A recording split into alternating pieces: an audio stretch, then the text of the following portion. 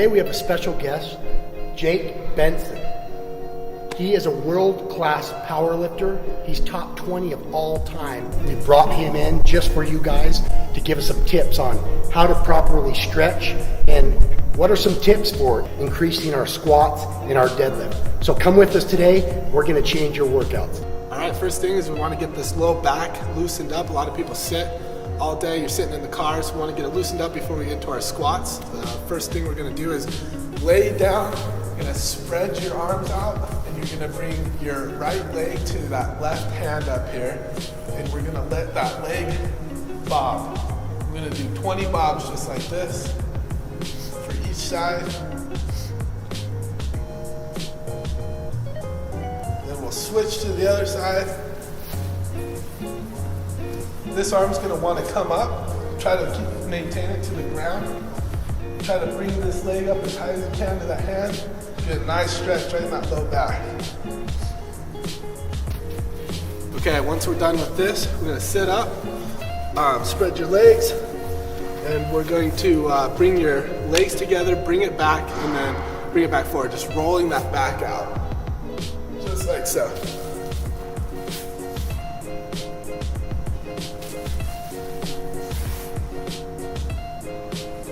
All right, our next is a little bit of an awkward position. We need to get those back. We need to get those glutes warmed up. So what we're going to do is lay down on our stomach, and lay on it, and then get up onto your side. You're going to lean forward slightly. You're going to take your leg and push it up as high as you can, and we're going to push it back. We want to hold this position for about 20 seconds to get that glute activated. Might start cramping a little bit, it's gonna get a little bit shaky. That's normal, we just wanna start getting some blood flow and get that glute activated. We'll switch to the other side. Slightly forward, leg all the way up, all the way back.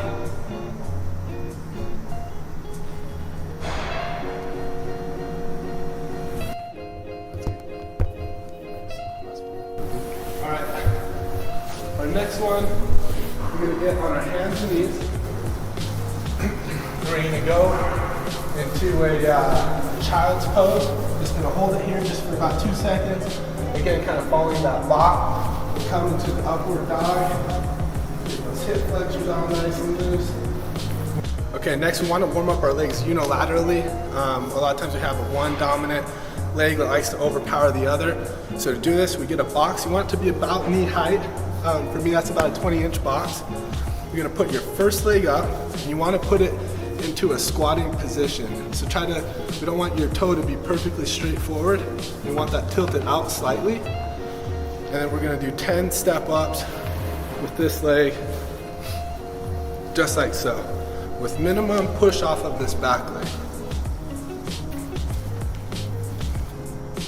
We're gonna go 10 on each side.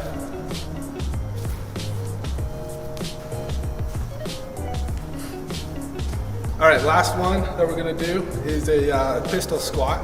So you're gonna go one leg onto a box. You do want it to be a little higher than parallel. You're gonna come back, squat onto the box, and come back up. You're gonna go 10 on each leg here, 2. Jake just showed us how to warm up for squats. So now he's going to take us through the squats. Is there any proper thing you're looking at? Is there a proper way to stand, or what's your opinion? Okay, yeah, great question. When it comes to the squat, it's all going to be based on the comfort of the individual. So someone that's a little bit taller, they might want to have a little bit wider of a stance. They might want to stand a little bit closer. It doesn't matter. It's just what really you like to do. There's no real wrong way, no wrong squat stance, if that makes sense. And then what we're going to try to do is, as you guys get under the bar, I'll try to tweak it for your own individual best squat stance. We'll try to maximize that. But yeah, there is no one right way to squat. Okay, sweet. Let's do this. You're a little bit stockier built, and you're pretty evenly proportioned. Like, you don't have really long legs or really long torso. Except my stomach. Except for the stomach. So what we want to do is for most people, a low bar squat, you're going to be able to squat more that way. And so to do a low bar, what you're going to do is when you get under that bar, instead of putting it directly onto your traps like that, Okay. You're gonna let it sink right below your traps, right on top of your deltoids. Okay.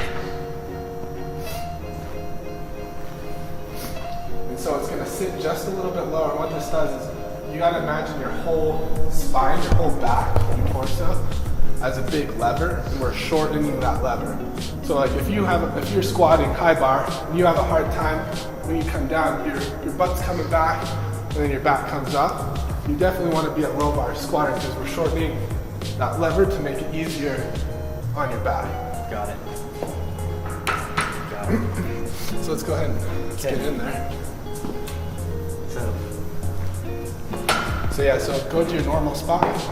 So my normal spot. Yeah, now we're just gonna sink it down, about to right. Yeah, you see I got this nice little shelf right there? Yeah. We're gonna sit right there. Okay. And now let's go just, yeah, go ahead and squat how you normally would.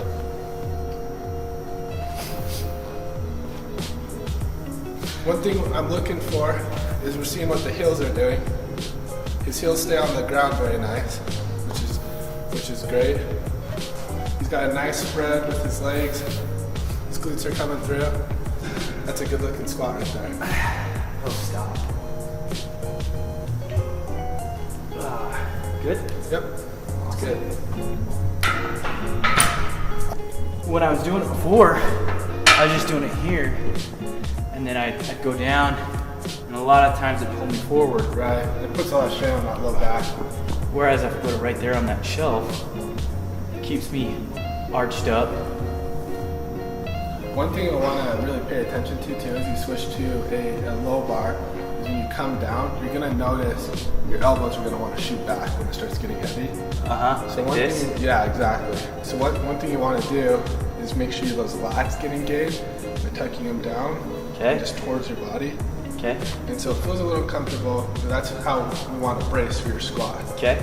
So when you're doing that, then all you have to focus about is just pushing with your legs. And then your Okay. back's not going to get so tough leaned over. You'll notice it more when we get some weight on there. Right? Yeah. That's perfect, just like that. Just I'd have your thumb on there. Yeah, wherever you're comfortable. It just depends on your shoulder mobility. It's a great question. Where do you grab the bar? Generally, the closer that you can grab the bar, the better. You're going to be able to keep your body tighter. But if you're getting shoulder or elbow pain, you probably want to start having that out a little bit. But generally, the closer, the better.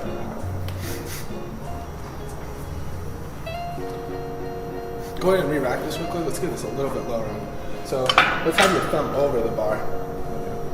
And now tuck that in the best you can. And we're gonna bring this bar down to right there. You see I got the shelf right here? Yeah. Your deltoid, we're gonna set the bar right on there. Good, now we just wanna get those lats engaged, kind of like telling you, you're just squeezing those elbows into you. That's really good. And don't be afraid to like get a little lean, a little wider. get a little leaned over on your squat. Just like that. That looks good. One thing we can see too is we want to check that bar path. Is that bar moving side to side or is it staying up and down? He's doing a pretty good job of making sure that's just going straight up and down. Great job. If I have a belt, do I want to throw it on right now, or when should I throw the belt on? With any type of equipment that you're going to use for your lift, we want to throw it on, and we don't want to throw it on until it starts getting pretty heavy. All the way through your warm-ups, pretty much the last, the longer you can wait, the better. Okay. Perfect. So let's not put the belt on yet. All right. So, just the same thing? Same thing. Get into that nice looking, you look for the deltoids from that far right on the deltoid, that's good. Take your time with the walkout. A little bit wider. There you go.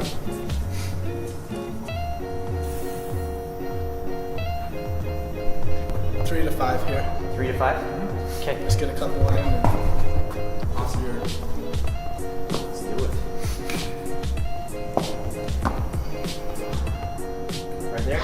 yeah, make sure. So when you're taking off that bar, you want to have your feet together too. Okay. Just take a nice little walkout, small steps. Small Good. steps. Okay. That's good.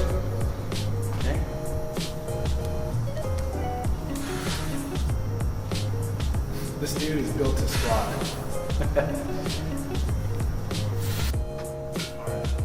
So how many do you want me to do of these? Let's just go 1 to 2 here. 1 to 2? Yep. Okay. Let's get one perfect. One perfect one? Yep. Okay.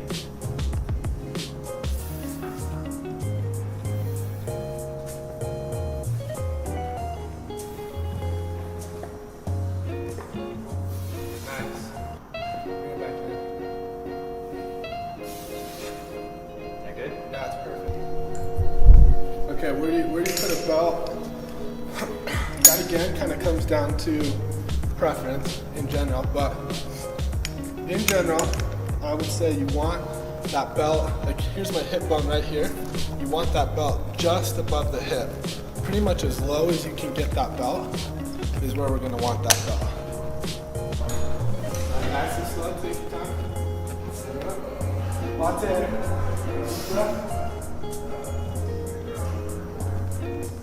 There we go.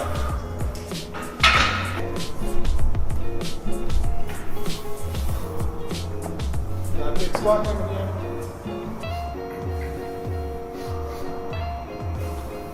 Good, take your time, settle in. Big air.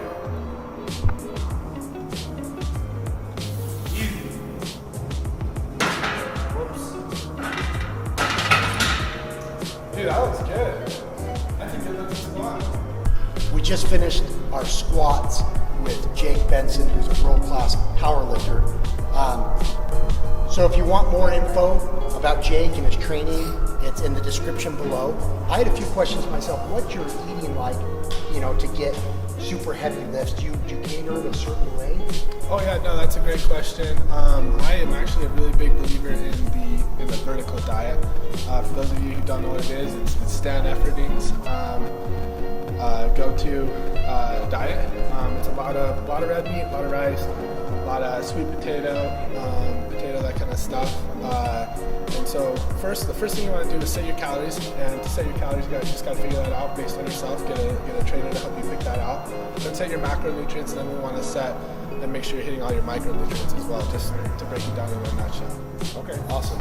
So, what would be your biggest takeaway from this squat exercises that we did today, for helping people increase their squats in their 1 rep max, something like that? What would be the biggest things that you learned, from your powerlifting experience? Oh yeah, no, that's a great question. I would say you want to be able. Your foot placement is going to be huge. What you're doing with your feet is going to set how you're going to be able to squat. So if you're coming up onto your toes, if you notice your heel's coming up as you come down onto your squat, you don't want that to happen. You want your heel to stay on the ground, and you want to spread the floor with your feet. And if what your feet are doing is going to depend on what the rest of your body is doing. So really pay attention to what your feet are doing. So, proper form. You've definitely taught us that today. Hopefully you all enjoyed this episode on Bucked Up TV. Like I said, in the description below, you can get Jake's info. Definitely check out his Instagram. This guy throws some crazy weight. None of you would believe what this guy can push. Check him out. Be sure to subscribe to our channel and tune in next time. We're going to go over how to deadlift and the proper techniques for that.